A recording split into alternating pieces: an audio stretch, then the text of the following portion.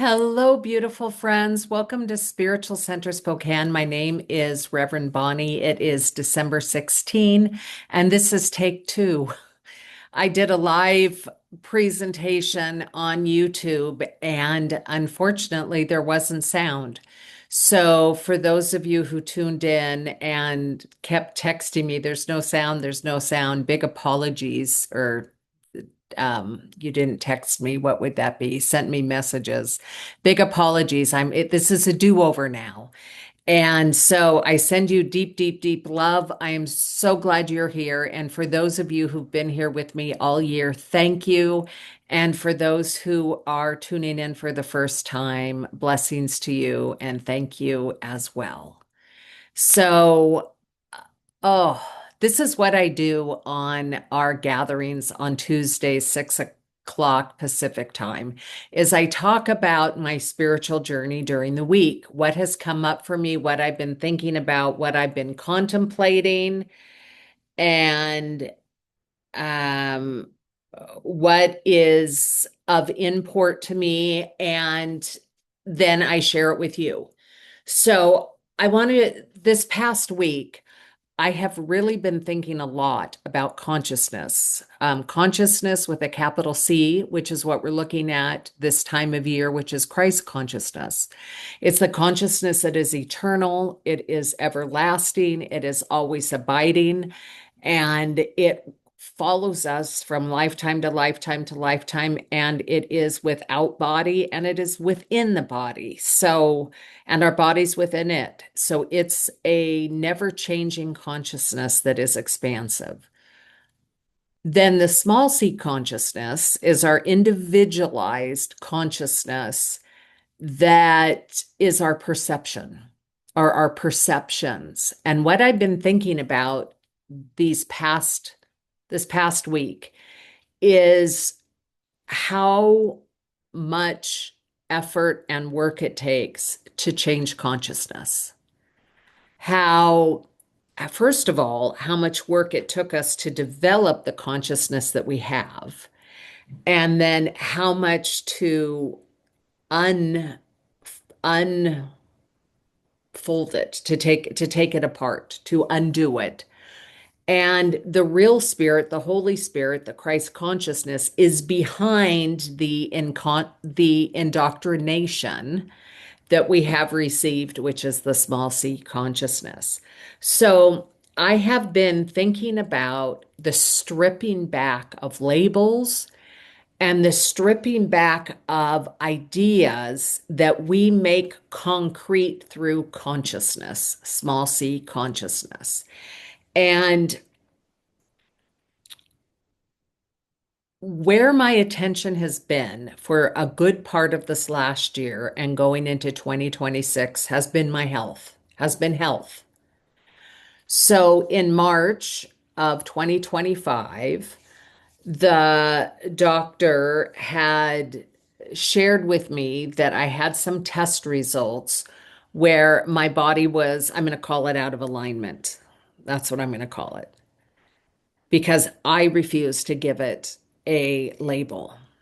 And so starting in March, I started really taking good care of my body in the way that traditional medicine and I knew how. So I started working out more. I changed my diet. I drank a lot of water. I did all of this stuff. And I've lost 30 pounds. Yay. We love that. That's a good thing. I have more energy than I've had before. That's a good thing. I feel better than I did before. That's a good thing. But I just am starting to dive into what health means. As a spirit, what does health mean for me? So I got the urgency taken care of so I could get my body to a place where I can now listen to the subtleties and figure out, have revealed to me, learn how to move from here to a healthy body.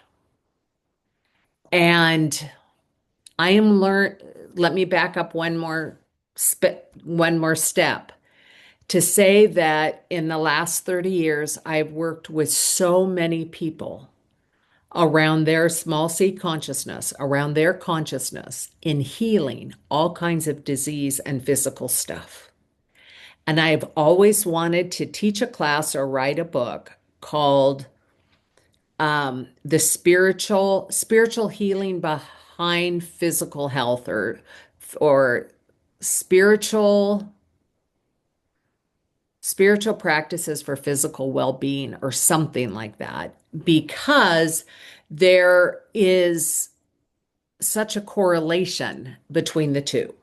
And in actuality, our consciousness feeds the body. So this is where I would start. I would start first and foremost with my body being a sacred holy temple of the Most High God. Then the second thing that I would say is that our newest science, quantum physics, has been able to describe our body temples in a way that is very congruent with how sacred scripture describes it. So there's a beautiful crossover. So I would start first with the recognition that my body is a temple of the Most High God. And then I would go to quantum physics, which teaches us all about energy and about how it works. And so those are the two things I know for sure right now. That has my interest, that has my curiosity. As I'm going into 2026, every year I have a theme, I have a direction, I have a focus. As I'm going into 2026, what is rising up from within me right now is the spiritual health of physical well-being. It's that combination. I am fascinated by it. I want to teach it. It is something I'm living and that I have helped others with. It is of vast importance to me. And I've become aware that although I know an awful lot about the spiritual side, I know very little about the physical side. And I have to say, in deference and love to my doctor, she doesn't either. Meaning, the paradigm she sees my body through is a pharmaceutical one. The paradigm I see my body through is an energetic one. And so I am grateful for her, and she's been very helpful with doing tests so I can get some baselines. But the interventions that I've tried with her just plain haven't worked. And the interventions that I've been guided to do in spirit have. So, so again, I'm starting with my body as a temple. I'm going to learn from quantum physics. And there's new stuff I'm learning that I'm going to share with you. And what I'm going to say is, I'm not a medical professional and I don't pretend to be one on YouTube. And I'm also going to say I'm just starting to learn. So don't take what I'm saying as any form of advice. Just hear it from a place of curiosity. The first thing is, this past week, I've come to realize there's a difference between living water and dead water that we drink. I had no idea. I had no idea that reverse osmosis water is considered dead because it's stripped of all minerals.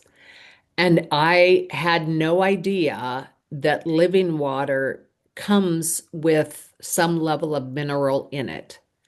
And I'm still researching it. I'm still learning. I will talk to, I have an appointment with a naturopath tomorrow to ask some more questions about this living versus dead water thing. I have come to learn and to realize that when I was growing up in the 70s, we had all kinds of minerals in our water, in our food, in the plants that we ate. And since the 70s, when we've had all kinds of pesticides and things that have killed the nutrients in our soil, that the food I eat now does not have the nutrients that it once did when I was younger. So I've come to realize that if I take an Irish moss every day, that Irish moss, it's just a little pill of Irish moss, that there's 92 minerals in it.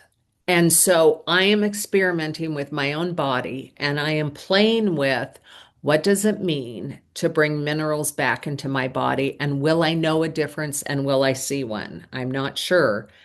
The other thing I know for sure, for absolute positive, and it's always been true, that stress is one of the fundamental foundational um, components underneath or with disease. That stress is a foundational component.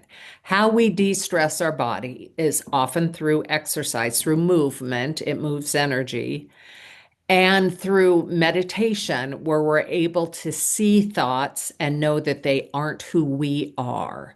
We're able to connect to the divine presence of God and realize that this physical embodiment is not permanent and we can let things go more easily. So stress is a huge factor, and I exercise and meditate religiously. I do it religiously. That's funny. I do it often. I do it every day. And yet I still have lots of tension, stress in my body temple. And so what I'm coming to learn is that there's some new fascia release exercises that can be done through breath that help open up and release the body temple from stress. So I am starting that this week. I promise, I swear. I bought a program online and I promise and I swear I'm going to. I haven't started it yet, but I did do the first step of buying it. So I am practicing what works for stress reduction and learning about living water and making sure I get the minerals my body needs. That's what I know so far.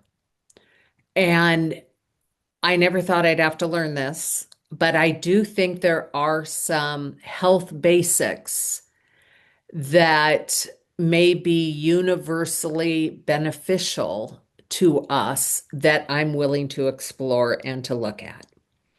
So, what happens for me towards this time of year, which is toward the end of December, heading into January, is that my soul starts revealing to me what my intent is going to be for the new year. So I practice looking at what's pulling me. Where's my curiosity? What am I being drawn to? What are the conversations I'm having? What am I reading? Like, what is it that I just find compelling? And that then guides me towards what my next year's theme is going to be. So there have been times in my past where, well, there was a 3-year period where I was in silence and solitude.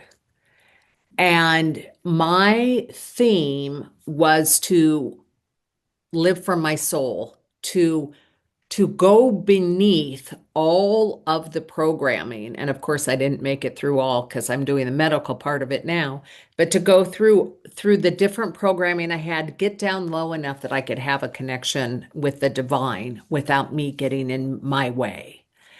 And so there was a year where that was my um, commitment, where that was my intent, where that was what was pulling my attention. And that year led into two, led into three. After that, then there was a desire for me to write. And I think I wrote 5 books that year. I mean, I was so prolific because I was open. And so um, that year, it was an identity I was assuming, which was author. Also, when I completed my training as a spiritual advisor, there were several years that I chose an identity, or what was chosen through my soul was to own the identity of a spiritual advisor. With identities come behaviors, titles, ways of speaking. It becomes a whole beingness. So I took on spiritual advisor several years. I took on writer several years. But usually what I take on are God qualities like love, beauty, peace, etc., or that which is pulling me, which right now I'm being really pulled in the direction of pure health. And that also is a God quality, by the way. But that's what has grabbed my interest. So I invite you to, on a piece of paper, write down the question, what is pulling me right now? Where does my interest lie? And as you journal this week and actually to the end of the year and possibly beyond, what happens when we pose a question like that to ourselves is we get an answer, and it might come in our dreams, and it might come in the shower, and it might come when you're taking a walk.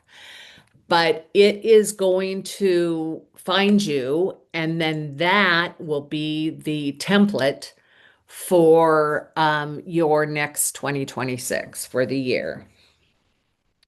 So, the new year's around the corner. What is pulling your attention? And I want to share a bit about my awareness that I had around consciousness, small c consciousness and large c consciousness. So, what I have become really aware of is long, how much work it takes to indoctrinate and build a consciousness. When you're younger, it's easier. So think about when you and I were in kindergarten, how easy it was to convince us of something and have it become our reality. Um, so I think of when I was a kindergartner, I was indoctrinated through nursery rhymes, through songs, through fables and stories, through certainly watching the behavior of adults around me, but also through what I watched and saw on TV. So for me, it was the Brady Bunch. For me, it was the Beaver, that there were messages on how I was to behave as part of a family unit and what functional was and what dysfunctional was based upon what was on TV. And in my case, there was very little on TV for sure. So let me put this on hold for a moment. All right. So, this is very interesting because since this is my second time doing this, I'm not remembering if I've already said this to shared this with you. So I don't want to go through what we've already gone through. So I'm going to stop there. And if I did, I will go back and listen to it. If I didn't cover this, I will again cover it um, next week when we talk. But so, how do you access that pure you, the Christ consciousness behind you? And the answer to that is silence and is meditation for certain. Um, all right. So my assignment I'm going to give you for this next week is to start looking at what is pulling you, where your curiosity lies, the conversations you're having, and see what might be your intention for 2026. The other thing I am going to invite you to do is to get really quiet within your own soul and just start journaling what lights you up. What lights you up? This is Hanukkah right now. And Hanukkah is about faith and Hanukkah is about light. The faith that light is eternal, the faith that light is there for you when you need it. And what we want is to access the light all the time, not just when we need it. This is also Christmas time, the birth of divine love. So, our three words for this week are really light, divine love, and faith. Those are the three things. So as you journal this week, journal about those three words, but also about what is pulling you because you want to start finding themes there. So I'm going to watch this video again since it was my second time through and make sure I covered everything I wanted to cover. If not, then I will either do a third or cover it next week. And then next week, I'm also going to close out the conversation around the Christmas story. It just happens to be that this week I was really pulled into the 2026, and I wanted to share with you. So it may seem a bit out of order, but it is the way that Spirit unfolded things for me. So together, let us close our eyes, and I'd like us to access the light of God. Let's take a nice big deep breath and breathe in light. Oh, and let's breathe out darkness. Let's breathe in light. And let's breathe out disillusionment.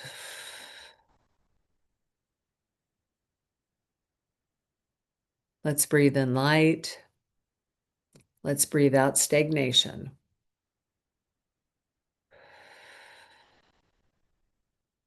Let's breathe in love. And let's breathe out an impoverished spirit. Let's breathe in love and breathe out doubt. Let's breathe in love. Mm. And let's just feel that love. It's so beautiful. And let's exhale. And let's breathe in faith and breathe out faith.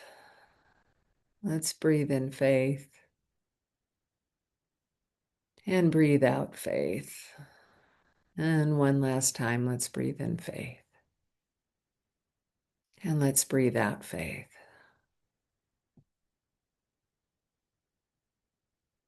And so I'd like you to take a moment and feel inside your body temple.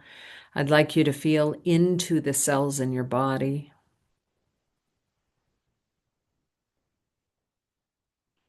Feel into the light that exists in each and every one of your cells.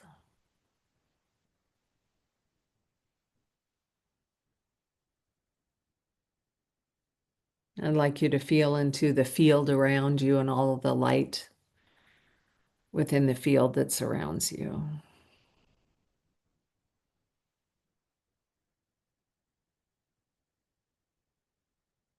And I'd like you to reach out and up to the light of God and pull that into your body temple.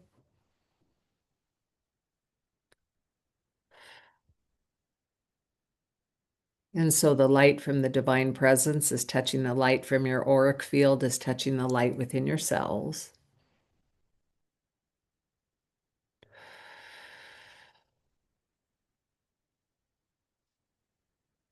And now I invite you to bring in any friends and family who so need and deserve divine light. Bring that into this field.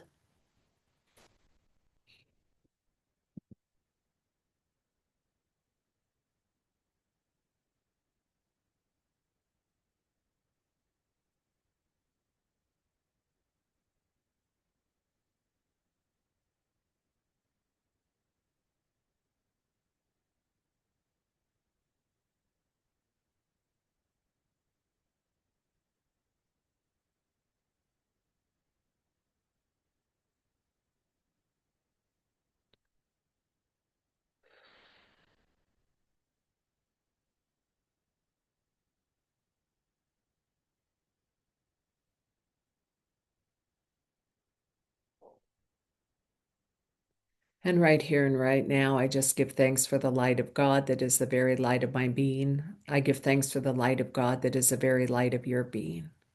I give thanks that this light of God is ever present. I give thanks that this light of God is ever present.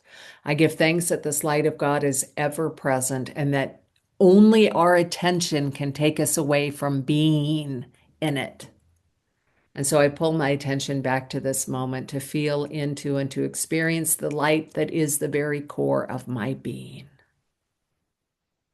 And I allow this light to refresh my body. I allow this light to renew any aspect of my body temple that is asking for renewal. I give thanks that this light lights up my eyes. I give thanks that this light lights up my energetic field. I give thanks that this light is part of the healing aspect of the divine presence of God that is always at work.